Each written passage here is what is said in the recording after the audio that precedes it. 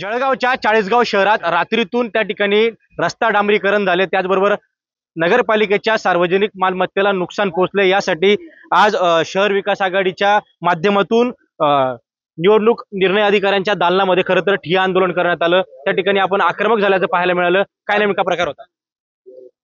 जसं जसं मतदान जवळ येतंय तसं तसं भाजपाच्या पायाखालची वाळू घसरते आणि नियमाची पायमल्ली करत पूर्णपणे प्रशासनाच्या माध्यमातून निवडणूक लढता येईल का, वाचवता येईल का हा प्रयत्न चालू आहे।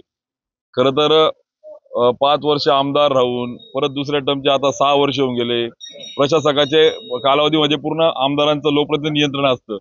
एवढं असताना देखील ते काम करायचे बोंब पडले नाही आणि मग आता कुठेतरी आपण त्याला म्हणतो की जेव्हा कळतंय पायाखालची वाळू घसरली आणि मग लोकांच्या त्या ठिकाणी कुठेतरी अशा चुकीचा प्रचार करता येईल का हा प्रयत्न सुरू आहे। त्या ठिकाणी आम्ही शहर विकास आघाडी सर्व उमेदवार तात्काळ या बाबीची सविस्तर चौकशी करून प्रशासनाने देखील गुन्हा दाखल करण्याची त्या ठिकाणी सांगितलं आहे। दुसरं, खरं तर लोकशाहीमध्ये निवडणूक हा एक उत्सव आहे।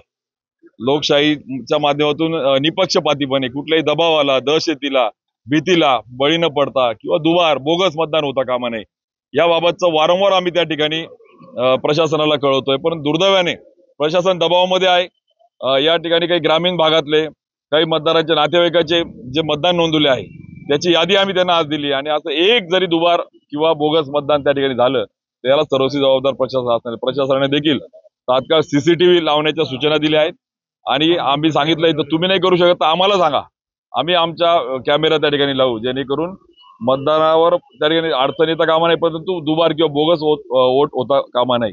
निश्चित त्या पद्धतीने आज सूचना दिल्या आहे। प्रशासनाचा त्या ठिकाणी असं लक्षामध्ये येत आहे की ते दबावामध्ये आहे, दहशतीमध्ये आहे आणि हातबल झालेलं प्रशासन।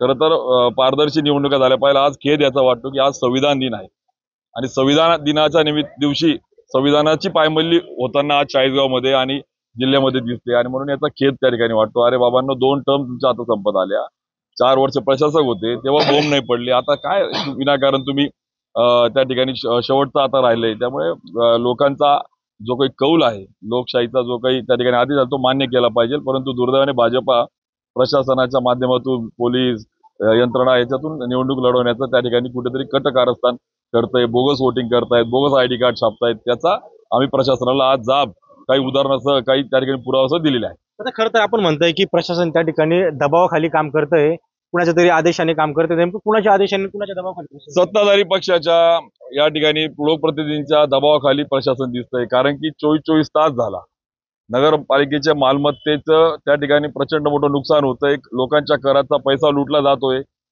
सीओच्या लक्षामध्ये आलंय तरी अद्याप पंचनामा व्हायला तयार नाही। खरं तर गुन्हा दाखल व्हायला पाहिजे होता। आता ज्या वेळेस आम्ही सर्व नागरिक, लोकप्रतिनिधी, आमचे उमेदवार ज्यावेळेस शहर विकास आघाडीचे सगळे आले तेव्हा कुठेतरी प्रशासन सांगितलं 2 तासात गुन्हा दाखल करतो। म्हणजे जर कदाचित कोणती बाब लक्षामध्ये आणून दिली नाही तर यांचं पूर्णपणे त्या ठिकाणी नियमाची पायमल्ली होते आणि म्हणून त्याचा आज खेद या ठिकाणी करतो। आपल्यासोबत या ठिकाणी राष्ट्रवादी शरदचंद्र पवार पक्षाचे जिल्हा अध्यक्ष देखील आहेत।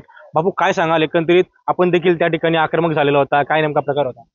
खरं तर निवडणूक प्रक्रिया सुरू होण्यापूर्वी देखील मतदार याद्यांच्या बाबतीत असेल, निवडणूक प्रक्रिया सुरू झाल्यावर देखील त्या ठिकाणी बोगस मतदार, दुबार मतदान किंवा मतदान केंद्र या बाबतीत वारंवार आम्ही जे काही ऑब्जेक्शन घेतलेले की तिला कुठलीही कारवाई झाली नाही।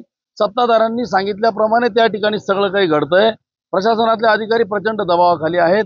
काल तर त्याची हद्द झाली, ज्या कामाचे वर्क ऑर्डर्स नाहीत, ज्या कामाचे कुठले टेंडर्स नाहीत, तिथे जाऊन कोणाच्या तरी माध्यमातून त्या ठिकाणी काम सुरू करायचं आणि मतदारांना प्रलोभन देण्याचं काम त्या ठिकाणी करायचं।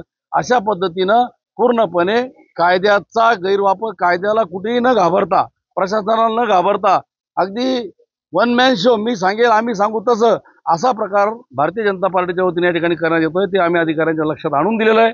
अधिकारी हतबल झालेले आहेत, त्यांची अक्षरशः कीव येते।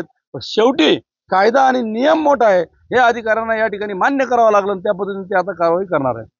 आपण बघू शकतो की या ठिकाणी कार्यकर्ते जे आहे, पदाधिकारी जे आहे ते आक्रमक झालेले होते आणि कुठेतरी त्या ठिकाणी अधिकाऱ्यांनी 2 तासामध्ये जो काही रस्ता रात्रीतून तयार झालेला आहे आणि जी काही मुतरी त्या ठिकाणी तोडण्यात आलेली आहे त्या संदर्भात चौकशी करून गुन्हा दाखल करण्याचा देखील या ठिकाणी आश्वासन दिलेलं आहे। खेमचंद कुमार, TV9 मराठी, चाळीसगाव, जळगाव।